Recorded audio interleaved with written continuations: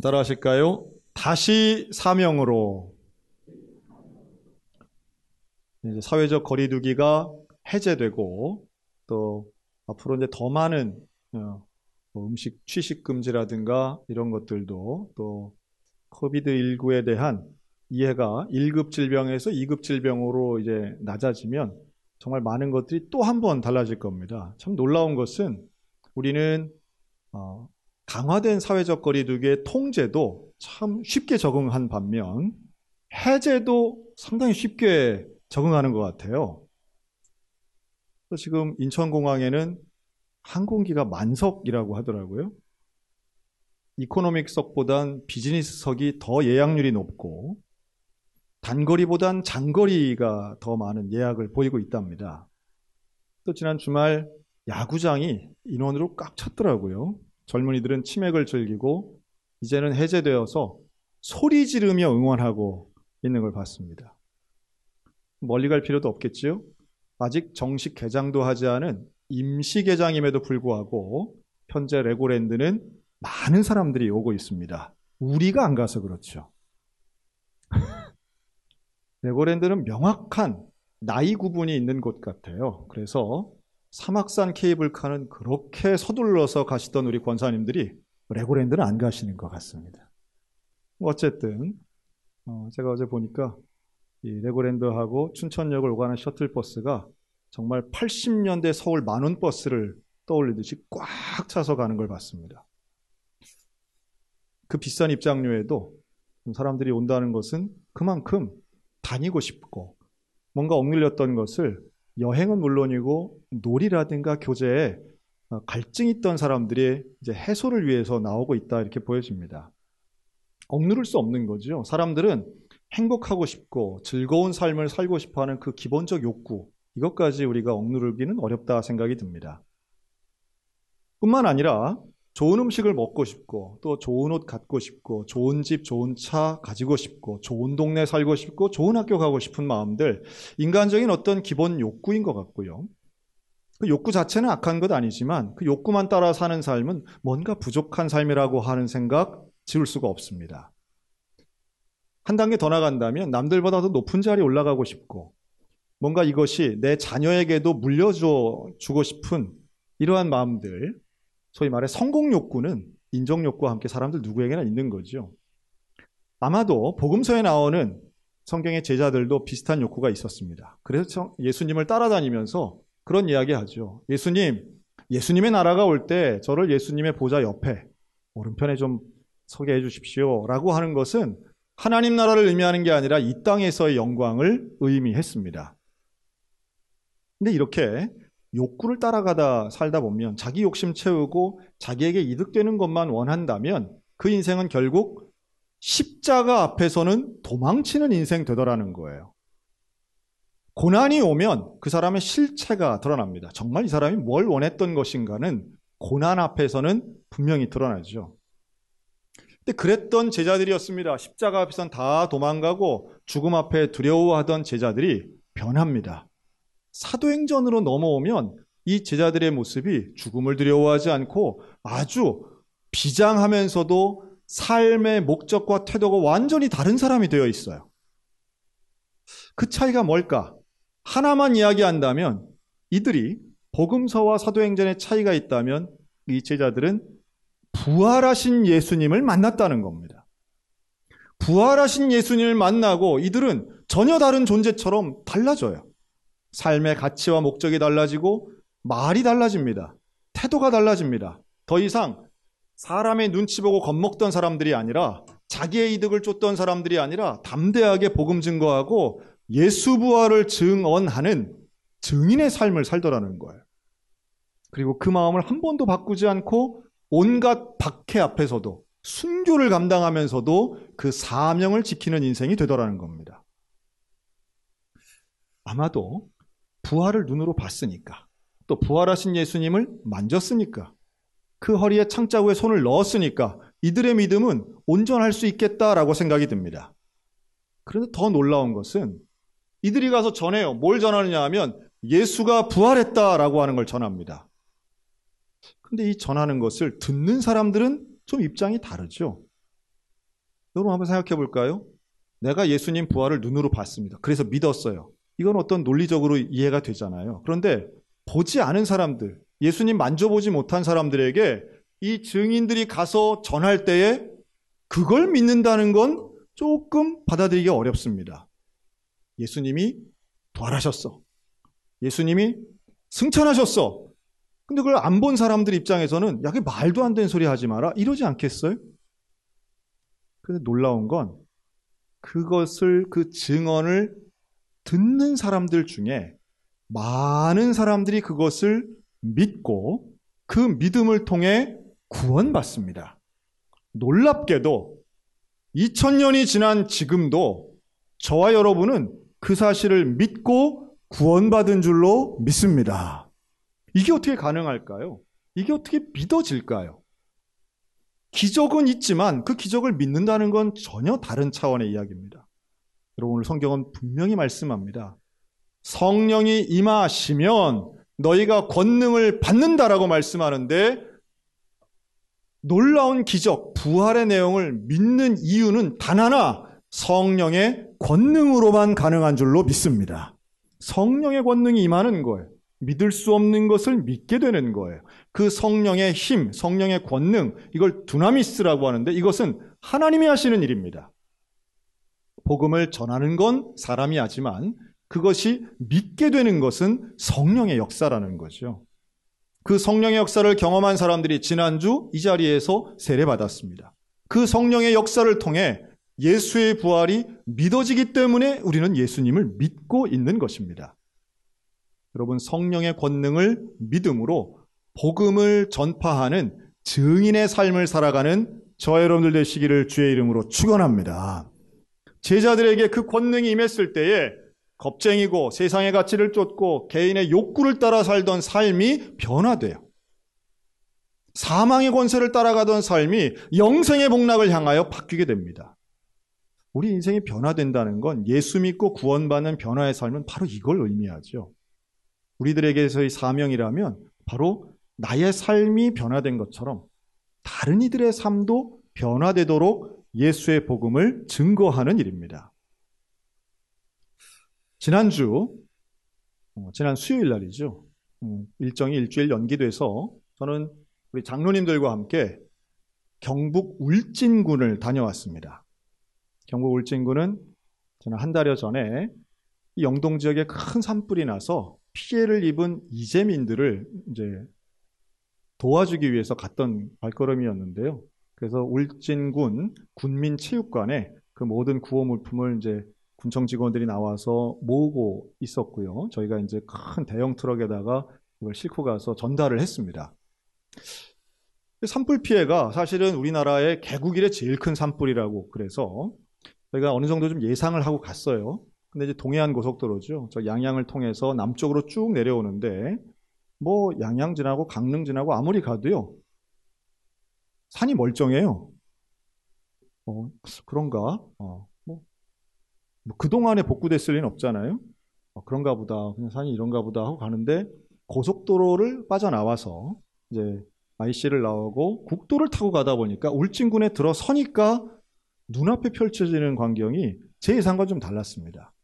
저는 생각에 산불이 났으면 잿더미가 됐을 거라고 생각을 했어요. 그런데 하여튼 제 눈엔 그렇게 보였습니다. 나무가 빽빽한데 숯이 서 있더라고요. 전 나무가 타서 없어졌을 거라고 그냥 혼자만 예상을 했는데 없어진 게 아니라 새카만 나무들이 빽빽하게 서 있더라고요. 깜짝 놀랐습니다. 처음 보는 광경이었습니다.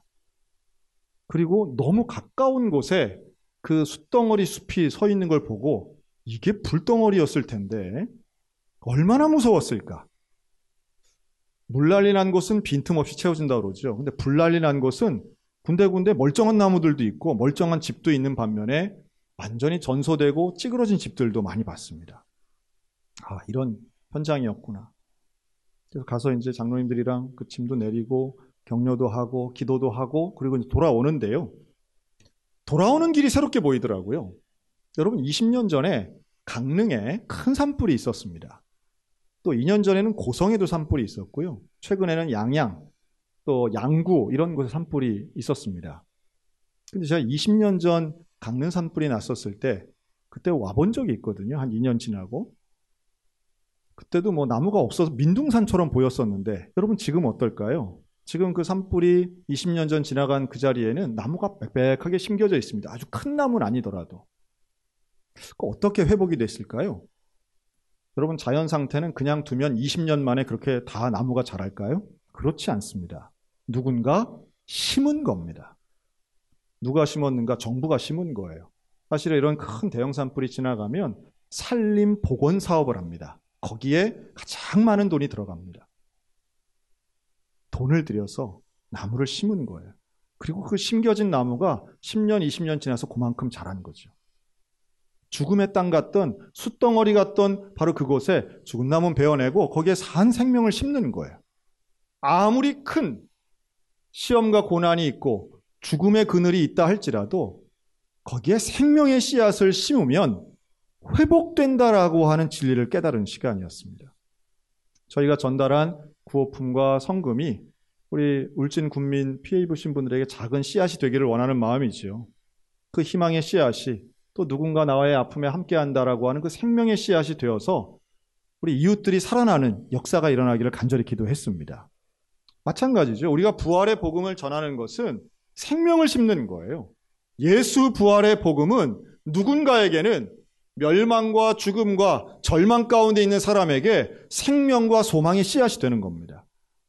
여러분, 예수 부활의 이 놀라운 복음을 땅 끝까지 이르러 전달하는 증인의 사명 감당하는 저와 여러분들 되시기를 주님의 이름으로 축원합니다.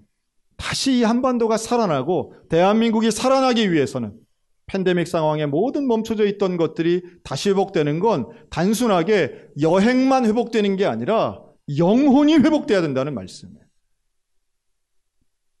그리고 주님 말씀하세요. 오늘 읽은 1장 8절은 예수님이 승천하시면서 마지막으로 육성으로 제자들에게 하신 말씀입니다. 너희가 땅 끝까지 이르러 내 증인이 되리라. 여러분, 땅 끝이 어딥니까? 땅 끝은 장소죠. 그런데 땅 끝은 끝이 있으면 시작도 있어야 될 거 아니에요. 시작은 어딥니까? 시작은 바로 여기예요. 여기에서부터 그 땅끝, 지리적인 땅끝도 있고 세대적인 땅끝도 있고 또 심리적인 땅끝도 있습니다. 문화공간, 문화적인 땅끝도 얼마든지 설명할 수 있어요. 그런데 여기에서부터 한없이 지금부터 예수님 오실 때까지 우리는 복음을 증거하는 사명의 사람들입니다. 이 사명을 여러분 예수님 오실 때까지 혹은 내가 죽을 때까지 이렇게 한다고 생각하면 우리에게 주어진 시간은 얼마나 있을까요? 여러분 예수님은 내가 곧 오겠다 이렇게 말씀하시거든요. 그 말은 너희가 시간을 아껴야 돼 이런 말씀이세요. 우리가 사명을 감당할 때에 사명 감당의 시간이 앞으로 얼마든지 있을 거야 이렇게 생각하는 건 큰 착각입니다. 하나님이 우리에게 사명을 주셨는데 이 사명을 감당할 수 있는 우리의 인생은 너무도 짧습니다. 복음 전파, 부활의 놀라운 소식을 한 영혼을 살려내는 이 귀한 일을 함에 있어서 여러분 사명을 뒤로 미루지 않고 지금 주신 바로 이때에 땅 끝은 고사하고 바로 지금 여기에서 하나님 우리에게 주신 귀한 사명을 감당할 수 있는 우리 모두가 되었으면 좋겠습니다. 그러면서 그러시더라고요. 이렇게 제가 이번 헌혈한 게 그 다 기록이 있어서 저도 참 오랜만에 했는데 이번에 한 10번째 한 거거든요. 그런데 이렇게 꾸준하게 하시면 60 아니라 70이 넘어도 헌혈이 가능합니다. 그러시더라고요. 여러분 전도를 누가 하는지 아세요? 전도는 평소에 하던 사람이 전도합니다. 일생에 전도 한 번도 안 하다가 나는 만 70부터 열심히 전도할 거야. 그건 잘 안 되는 거예요. 새벽 기도를 누가 하는지 아세요? 여러분 평소에 새벽 기도에 안 나오시던 분이 특별 새벽 기도회라고 나오면 반드시 겪는 과정이 있습니다. 수요일쯤 되면 열이 나요.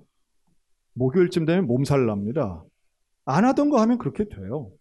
그런데 이게 전 거룩한 영적 루틴이라고 말씀드리고 싶은데요. 경건에 이르는 훈련, 경건의 길을 연습해야 되는 이유는 그래야 경건을 유지할 수 있기 때문입니다. 운동도 마찬가지고 영성도 마찬가지예요. 갑자기 단기간에 뭘 내가 집중한다고 되는 게 아니에요. 하나님이 원하시는 증인의 삶, 사명을 감당한다는 것은 바로 지금 해야 되는 겁니다. 꾸준히 해야 되는 겁니다. 뭔가 남들보다 1등하고 경쟁하는 의미가 아니에요. 하나님이 원하시는 거룩하고 온전한 삶을 살기 위해선 오늘 다시 사명 가운데로 한 발짝 한 발짝 나아가는 저와 여러분들 되시기를 주의 이름으로 축원합니다. 저는 우리 교회가 지난 2년간 팬데믹 상황에서 너무도 많은 사역들을 놓치고 포기하고 위축한 면들이 있었습니다. 우리 스스로도 그랬죠. 이것이 회복되기 위해선 우리가 다시 한번 사명에 집중해야 되겠다 하고 기도하고 있습니다. 근데 그 사명은 다름 아닌 하나님 사랑, 이웃 사랑이 전제되는 것이죠. 영혼 사랑이 다시 회복되기를 원합니다. 우리 교인들이 서로를 사랑하고 교인들이 서로를 돌보고 교인들이 서로를 기억하면서 하나님의 사명을 향하여 한 발짝 한 발짝 나아갔으면 좋겠습니다. 우리의 일상의 회복이라고 하는 건 단순한 내 기분의 회복, 감정의 회복이 아닌 사명의 회복이라는 말씀이에요.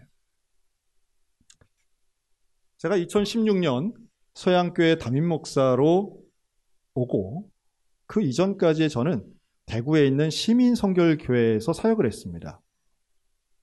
근데 제가 춘천으로 이사를 온 후에 그 시민교회는 다른 목사님을 담임목사님으로 청빙해서 사역을 시작했습니다. 근데 참 안타깝게도 새로 오신 담임목사님과 교인들 간에 갈등이 생겼습니다. 그래서 1년 반 만에 그 목사님이 다른 교회로 가시는 상황이 벌어졌습니다. 상당히 마음이 아프죠. 그런데 그러한 갈등 상황 속에 많은 교우들이 교회를 떠나버렸습니다. 다른 교회로 간 분들도 있지만 어떤 교회도 다니지 않는 말 그대로 신앙을 놔버린 분들이 생겨버렸습니다. 간간히 소식을 들으면서 저와 제 아내는 너무 마음이 아팠어요. 슬프고 안타까웠습니다. 물론 소양교회를 위해서 더 많이 기도했지만 시민교회 정상화를 위해서도 눈물 흘려 기도했던 시간들이었습니다. 다행히도 그 다음 두 번째 새로 오신 목사님을 통해 현재 많이 안정이 되었습니다. 그럼에도 불구하고 교회를 떠난 영혼들이 돌아오는 것은 또 다른 차원의 문제였습니다. 지난 연말 그 떠난 분들 중에 한 부부가 자녀의 교육 때문에 춘천에 1년에 한두 번씩 오시는 분이 있어요. 이제 교육이라고 하는 건 그 아이가 이제 운동을 하는데 이 동계 스포츠 대회에 참석을 하는 일이었습니다. 그래서 이 엄마가 자녀를 데리고 와서는 저희한테 연락을 했어요. 그래서 춘천에서 만났습니다. 미안하기도 하고 또 그러면서도 그 영혼에 대해 권면을 하는 거죠. 다시 신앙생활을 하셨으면 좋겠습니다. 그 자리에서 이 여자 집사님이 이제 남편한테 연결을 해줘서 제가 그 남편 집사님하고 통화를 했습니다. 정말 아주 오랜만에 몇 년 만에 이제 통화를 한 거죠. 그래서 제가 그랬어요. 집사님, 제가 딱히 드릴 말씀이 별로 없지만 정말 집사님을 위해서 드리는 말씀입니다. 교회로 돌아가세요. 꼭 시민교회가 아니더라도 어느 교회라도 돌아가셔서 신앙생활 하셨으면 좋겠습니다. 그랬더니 이 남자 집사님이 저한테 전화로 그럽니다. 목사님! 그게 웃겨요? 네. 목사님! 이번 대통령은 꼭 누구가 돼야 됩니다. 아니 지금 신앙의 회복을 간절히 권면하는데 그때 대선 직전이었습니다. 꼭 몇 번을 찍어 주이소 그러시는 거예요. 제 말은 듣지도 않고. 네, 그래요. 그 집사님이 특정 후보를 상당히 지지하시는 그런 분이었어요. 그래서 제가 그랬습니다. 제가 그 후보를 지지하거나 이런 건 아닌데 집사님이 그렇게 원하시면 우리 집에는 유권자가 총 4명이 있습니다. 총 4명이 있어요. 저와 제 아내, 우리 아이들 둘. 총 4명이 있는데 제가 이 4명에게 그 후보를 찍어달라고 제가 말로 부탁해 보겠습니다. 맛있는 밥을 사주면서 제가 선거운동을 우리 가족들에게만 하겠습니다. 또 그분 지지하지 않아요. 그러나 집사님을 위해서. 그러면 받기만 하면 안 되잖아요. 제가 그분 찍어드릴 테니까 집사님은 교회를 나가시면 좋겠어요. 우리 교인들 중에도 참 많으세요. 도대체 목사님은 몇 번을 지지하시는가? 이건 저한테 아주 이렇게 해가지고 막 물어보시기도 하는데 저는 지지하는 정당이나 개인 없습니다. 저는 예수님만 지지하고 우리 교회만 지지합니다. 어쨌든 그래서 제가 인증샷을 찍어야 됩니까? 그랬더니 아닙니다. 목사님 하시면 믿지요? 이랬어요. 기도할 뿐이죠. 그래서 참 감사한 것은 바로 엊그제 지난주지요. 지난 부활절날 그 부부가 그 대구 시민교회 출석을 하셨어요. 너무 감사하다. 그 시민교회 장로님이 저에게 알려주시더라고요. 너무 고맙죠. 물론 저는 그게 제 전화 한 통화로 된 거라고는 절대 생각하지 않습니다. 그 부부를 위해서 계속 기도하신 분들이 있었고 또 계속 권면하신 분들이 있었던 거예요. 오늘 9시 예배 때도 마찬가지였습니다. 정말 오랫동안 기도하고 보냈던 우리 권사님 남편 한 분이 오늘 9시 예배 때 오셨더라고요. 참 감사하죠. 오시는 분들도 있지만 우린 지난 2년간 참 많은 영혼들을 잃어버린 것 같아요. 코로나19에 핑계를 댔지만 우리는 신방도 제대로 못했고 사람들을 만나지 못했습니다. 빈자리가 너무 많은 거죠. 사람들이 교회 안 나오는 게 너무 당연하고 열만 나도 교회를 안 나온다. 여러분 이게 우리 한국교회 신앙에 도대체 있을 만한 일입니까? 기침이 나서 못 가요. 목이 아파서 못 가요. 열이 나서 못 가요. 걱정돼서 못 가요. 남에게 전파시킬까 못 가요. 그럼 여러분 이제 다음 달 되면요. 이제 우리 버스 타면 옆자리에 있는 분이 열도 펄펄 나고 기침도 콜록콜록 하시는 분 우리 똑같이 버스 탈 거예요. 우리가 그동안 법처럼 생각했던 논리가 불과 몇 달 만에 그냥 일상회복이라는 말 가운데 다 이제 덮여지게 될 겁니다. 다시 정신 차려야 됩니다. 다시 사명을 회복해야 됩니다. 영혼을 사랑하고 하나님의 교회를 회복하고 우리가 무엇을 위해 살아가야 하는가를 다시 깨달아야 할 줄로 믿습니다. 최소한 저한테는요. 그 순간 누가 대통령이 되느냐보다 제 한 표보다 한 영혼이 더 소중하다고 생각했습니다. 그리고 그 생각은 변함이 없습니다. 유권자의 한 표도 소중하지만 하나님 입장에서 한 영혼이 더 소중한 거 아니겠어요? 정말 우리 교회가 영혼을 사랑하는 마음으로 잃어버린 영혼을 되찾고 앞으로도 사명을 감당하기 위해 한 발짝씩 걸어갔으면 좋겠습니다. 만나지 못하던 거 이제는 만나야죠. 사람 만나야 됩니다. 제가 회개하고 이제는 지난주부터 악수합니다. 야, 교회 나고 주먹이 웬 말이에요. 그거나 아무런 과학적인 차이도 없는데 이게 뭐 하는 짓인가 싶어요. 악수해야죠. 다시 만나야죠. 다시 회복해야죠. 다시 일어나야죠. 교제가 일어나고 선교가 일어나고 어떤 박해 앞에서도 굴하지 않았던 증인의 삶을 살았던 사도나 제자들처럼 오늘 우리들의 인생도 다시 일어나야 될 줄로 믿습니다. 좋은 자리, 편안한 자리 찾는 것이 아니라 사명의 자리, 생명의 자리 찾아서 나의 시간을 드리고 땅 끝까지 이르러 예수 그리스도의 증인 되겠습니다. 여러분 이 고백을 다시 한번 실천하는 복음의 사명자, 한 영혼을 살리는 하나님의 거룩한 일꾼 되는 저 여러분 다 되시기를 주님의 이름으로 축원합니다.